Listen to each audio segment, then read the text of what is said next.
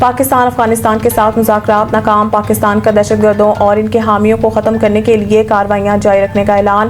پاکستان اور افغان طالبان کے درمیان استنبول میں مذاکرات ناکام ہو گئے۔ 4 روزہ مذاکرات کے بعد وزیر اطلاعات عطا تارڑ نے سوشل میڈیا پر جاری پیغام میں کہا ہے کہ بات چیت میں قابل عمل حل نہیں نکالا جا سکا۔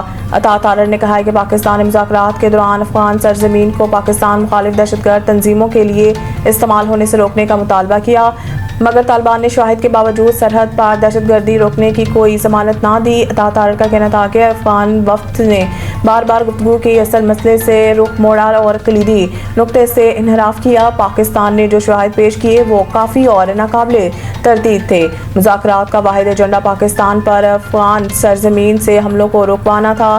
وزیر اطلاعات عطا تارڑ نے پیغام میں کہا ہے کہ طالبان افغان عوام کو غیر ضروری جنگ میں دھکیلنا چاہتے ہیں۔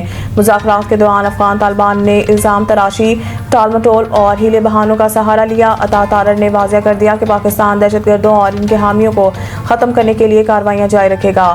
انہوں نے کہا کہ پاکستان کی عوام کو دہشت گردی سے بچانے کے لیے تمام ضروری اقدامات کرتے رہیں گے۔